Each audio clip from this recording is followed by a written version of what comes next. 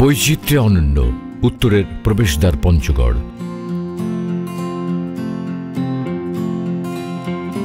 বাংলাদেশের এই অপূর্ব সৌন্দর্যের ধারক, মানচিত্রের সবচেয়ে উপরের জেলা পঞ্চগড়। পঞ্চগড় জেলার উত্তরে ভারতের পশ্চিমবঙ্গ, দক্ষিণে দিনাজপুর ও ঠাকুরগাঁও, পূর্বে নীলফামারী এবং পশ্চিমে ভারতের পশ্চিমবঙ্গ। ঐতিহ্য, ভৌগোলিক বৈশিষ্ট্য, প্রকৃতি ও পর্যটন সম্ভাবনার বিচারে পঞ্চগড় কতটা অনন্য, কতটা সমৃদ্ধ, প্রিয় দর্শক, স্বাগত জানাই সেই অনুসন্ধানে। প্রাচীন ইতিহাস সমৃদ্ধ পঞ্চগড়ে খ্রিস্টীয় ২য় থেকে ৫ম শতকে শালবাহান ও ভিতরগড়ে গড়ে উঠেছিল নগর ও সমৃদ্ধ জনপদ। ভিতরগড়, মীরগড়, হোসেনগড়, রাজনগড়, দেবেনগড় এই ৫টি গড়ের সহাবস্থানে গড়ে উঠেছিল পঞ্চগড়। খ্রিস্টীয় ৬ষ্ঠ শতকে পৃথু রাজা শত্রুদের হাত থেকে মান সম্মান ও ধর্ম বাঁচাতে এই ভিতরগড়ের মহারাজা দীঘিতে পরিবার পরিজন সহ প্রাণ ত্যাগ করেন। পৃথু রাজত্ব এই অঞ্চলে গড়ে তুলেছিল প্রায় ২৫ বর্গ কিলোমিটার জুড়ে গড় ও সমৃদ্ধ নগর, যা দক্ষিণ এশিয়ার সবচেয়ে বড় দুর্গনগরী। এখনও বর্ডার গড়ে ভারত বাংলাদেশের সীমানায় সেই দুর্গনগরীর বহির্দেয়ালের ইট বিদ্যমান। পঞ্চগড়ে ধর্মীয় চর্চা সমৃদ্ধ ইতিহাসের নিদর্শন আটোয়ারী উপজেলার নয়নাভিরাম মির্জাপুর শাহী মসজিদ। প্রায় ৩৫০ বছরের পূর্বে নির্মিত এই অসাধারণ সুন্দর মসজিদটি বৃহত্তর দিনাজপুর জেলায় মুঘল আমলে নির্মিত সবচেয়ে অক্ষত ধর্মীয় স্থাপনা। এই মসজিদের পাশে আছে ইমামদের বাসস্থান ইমামবাড়া। এক কক্ষ ও এক গম্বুজ বিশিষ্ট এই মুঘল রীতির স্থাপনা পুরো বাংলাদেশই খুব বিরল। সপ্তদশ শতাব্দীতে চট্টগ্রাম থেকে পায়ে হেঁটে ১২ জন অলি ও সুফি সাধক ইসলাম প্রচারের জন্য এই আটোয়ারীতে আসেন। তাদের কবর কেন্দ্রিক এই বিখ্যাত ১২ আউলিয়ার মাজার ছাড়া বঙ্গে ইসলাম প্রচারের ইতিহাস অসম্পূর্ণ। পৃথিবীতে মন্দির আছে অজস্র, কিন্তু শক্তিপীঠ আছে মাত্র ৫১টি। তার একটি পঞ্চগড়ের বোদা উপজেলার ত্রিশ্রোতা বোদেশ্বরী শক্তিপীঠ, যা সনাতনীদের কাছে একটি অত্যন্ত গুরুত্বপূর্ণ তীর্থস্থান। ১৬৬৭ খ্রিস্টাব্দে নির্মিত অসাধারণ স্থাপত্য কারুকাজ সম্পন্ন শক্তিপীঠ মন্দির ভবনটি ঘিরে গড়ে উঠেছে ধর্মীয় কমপ্লেক্স। প্রাচীন গ্রিসের স্থাপত্য শৈলীর বিস্ময়কর নিদর্শন প্রত্নতত্ত্ব অধিদপ্তরের তালিকাভুক্ত দেবীগঞ্জের গোলকধাম মন্দির। গোলাকার, ভিতের উপর ৬ কোণাকার ৬টি দরজা, তার ভেতরে ৪ কোণাকার মন্দির গৃহ, উপরে ৫টি চূড়া, যেন প্রাচীন গ্রিসের জিউসের কোনো মন্দিরের কথা মনে করিয়ে দেয়। এছাড়াও দেবীগঞ্জে আছে ১১০ বছরের পুরনো জগবন্ধু মন্দির, ১৭০ বছর আগে নির্মিত সোনাহার জমিদার বাড়ির বিষ্ণু মন্দির, শতবর্ষ পুরনো আটোয়ারীর রাসমেলা।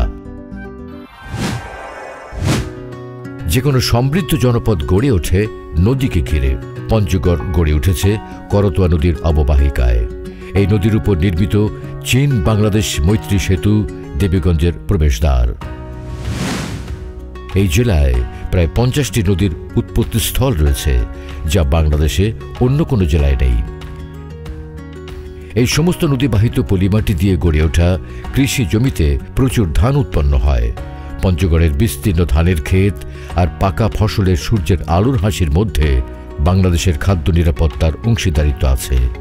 ধান ছাড়াও পঞ্চগড়ে প্রচুর পরিমাণে গম, ইক্ষু, মরিচ, আলু, মিষ্টি কুমড়া এবং বাদাম উৎপাদিত হয়। আবহাওয়া ও মাটির বৈচিত্র্যপূর্ণ ভৌগোলিক বৈশিষ্ট্যের কারণে পঞ্চগড়ে গড়ে উঠছে একরের পর একর কমলা ও মাল্টা বাগান। আসছে বাণিজ্যিক সফলতা, কমছে আমদানি নির্ভরতা। চা চাষে নীরব বিপ্লব হয়েছে পঞ্চগড়ে। ২ দশক আগে শুরু হওয়া পঞ্চগড়ের সমতলের চা এখন এতটাই ব্যাপক যে তা পঞ্চগড়কে পরিণত করেছে দেশের ২য় বৃহত্তম চা উৎপাদনকারী অঞ্চলে। এই চা চাষ বদলে দিয়েছে পঞ্চগড়ের অর্থনীতি, ভৌগোলিক দিগন্ত। চায়ের সাথে সুপারি, আম, তেজপাতা ইত্যাদি সাথী ফসলের চাষ কৃষককে করছে আরও লাভবান। ২৭টি চা প্রক্রিয়াজাতকরণ কারখানার মাধ্যমে বাংলাদেশে চায়ের ১৭% উৎপাদিত হচ্ছে পঞ্চগড়ে। কয়েকটি চা কারখানায় উৎপাদিত হচ্ছে 100% অর্গানিক চা, যা রপ্তানি হচ্ছে দুবাই, জাপান, যুক্তরাজ্য, আমেরিকা সহ সারা বিশ্বে। এই সমতলের চা বাগান পঞ্চগড়ের পর্যটনে নতুন মাত্রা এনেছে। সিলেট ও চট্টগ্রামে চায়ের বাগান দেখতে যাওয়া পর্যটকরা এখন আসছেন পঞ্চগড়ে। তেঁতুলিয়ার রওশনপুরে কাজী অ্যান্ড কাজী টি এস্টেটের প্রাইভেট রিসোর্ট আনন্দধারা অথবা নিরিবিলি প্রকৃতি ঘেঁষা ডাহুক টি রিসোর্ট পর্যটকদের মনে শান্তির ছোঁয়া এনে দেয়। তেঁতুলিয়ায় পরীক্ষামূলকভাবে চাষ হচ্ছে ইউরোপের ফুলের রানী নামে খ্যাত মন মাতানো টিউলিপ ফুল। পঞ্চগড়ই একমাত্র জেলা যেখানে শীতের শুরুতে ও শেষে বিশ্বের তৃতীয় উচ্চতম পর্বতমালা কাঞ্চনজঙ্ঘার 5টি চূড়াই দৃশ্যমান হয়। কাঞ্চনজঙ্ঘার তুষার শুভ্র চূড়ায় প্রথম সূর্যের সোনালী আলো পড়ে একটি অপার্থিব সৌন্দর্য তৈরি হয়। নেপালের এই পর্বতশৃঙ্গের মোহনীয় দৃশ্য দেখার জন্য শীত মৌসুমে সহস্রাধিক প্রকৃতিপ্রেমী মানুষ দেশ বিদেশ থেকে ছুটে আসেন মহানন্দার তীরে তেঁতুলিয়ার ঐতিহ্যবাহী ডাকবাংলো চত্বরে। ভিক্টোরিয়ান ধাঁচের এই ডাকবাংলোটি কোচবিহারের রাজা আনুমানিক 1816 সালে নির্মাণ করেন। ব্রিটিশ শাসন আমল ও মহান মুক্তিযুদ্ধে গুরুত্বপূর্ণ অবদান রাখা এই ডাকবাংলোটি ঘিরে তৈরি হওয়া উপজেলা কমপ্লেক্সটি প্রাচীন সব বৃক্ষ এবং পর্যটকদের জন্য নানা স্থাপনায় সুসজ্জিত।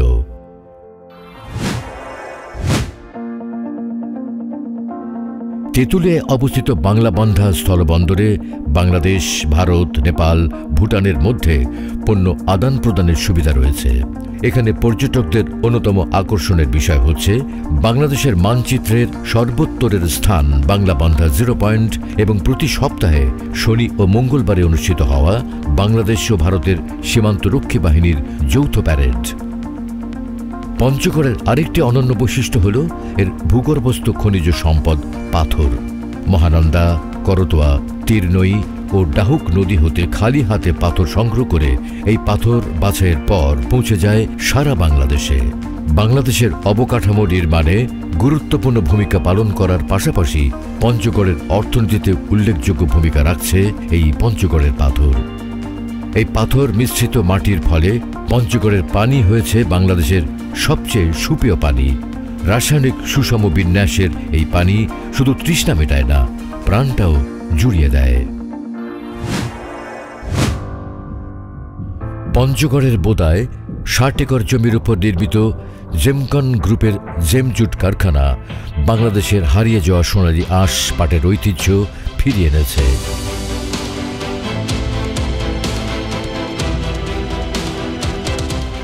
কাজী ফার্মসের বিভিন্ন প্রতিষ্ঠান এবং কাজী অ্যান্ড কাজীর ডেইরি ফার্মস পঞ্চগড়ের অর্থনীতিতে রাখছে গুরুত্বপূর্ণ অবদান। তেঁতুলিয়ার রণচণ্ডী গ্রামে তৈরি হচ্ছে সম্পূর্ণ দেশীয় প্রযুক্তিতে হাতে বোনা রং বেরং কার্পেট। আন্তর্জাতিক মানসম্পন্ন এসব অসাধারণ নান্দনিক অ্যাম্বুশ কার্পেট দেশের সীমানা জয় করে পাড়ি দিচ্ছে বিদেশে। গ্রামীণ পথে সারি সারিভাবে সাইকেল চালিয়ে মেয়েদের স্কুলে যাওয়া দেশবাসী প্রথম দেখেছে পঞ্চগড়ে। এই শিক্ষার্থীরা সম্ভাবনার পঞ্চগড়ে শুধু শিক্ষার আলো ছড়াচ্ছে না, তারা পঞ্চগড়কে নিয়ে যাচ্ছে জাতীয় পর্যায়ে এক আলোকিত স্বনির্ভর সম্ভাবনাময় নতুন বাংলাদেশের দিকে। ঐতিহ্য ও প্রাকৃতিক বৈচিত্র্যের বিচারে একটি অনন্য জেলা পঞ্চগড়।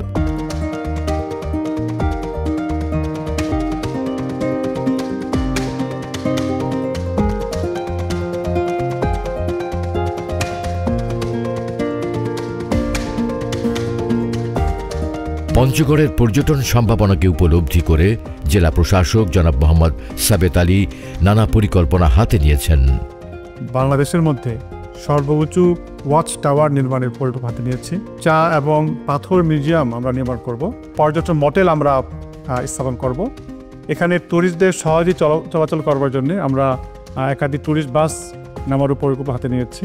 ট্যুরিস্ট গাইড এবং মোবাইল অ্যাপসে এই জেলার ট্যুরিজম সম্পর্কে আবার মোবাইল অ্যাপস আমরা তৈরি করতে যাচ্ছি। আমাদের পুরো শহরকে আমরা গ্রাফিতি করব। জেলায় যতগুলো ঐতিহাসিক স্থান আছে, ট্যুরিস্ট স্পট রয়েছে, সবগুলোকে আমরা সৌন্দর্য বর্ধনের আওতায় নিয়ে এসেছি। জেলা প্রশাসক মহোদয়ের এসব কর্মপরিকল্পনা পঞ্চগড়কে একটি ভিন্ন মাত্রা দেবার পাশাপাশি নতুনভাবে চেনাবে বাংলাদেশে ও সারা বিশ্বে। ঐতিহ্য, প্রাকৃতিক সম্পদ ও নতুন কর্মপরিকল্পনার আলোয় উদ্ভাসিত হয়ে সীমান্তবর্তী জেলা পঞ্চগড়ের মানুষ এখন স্বপ্ন দেখতে শুরু করেছে এক নতুন সূর্যের আলোর, যে আলো পঞ্চগড়কে এনে দেবে সমৃদ্ধি ও নতুন বাংলাদেশ গড়ার পথযাত্রায় গুরুত্বপূর্ণ অংশীদারিত্ব।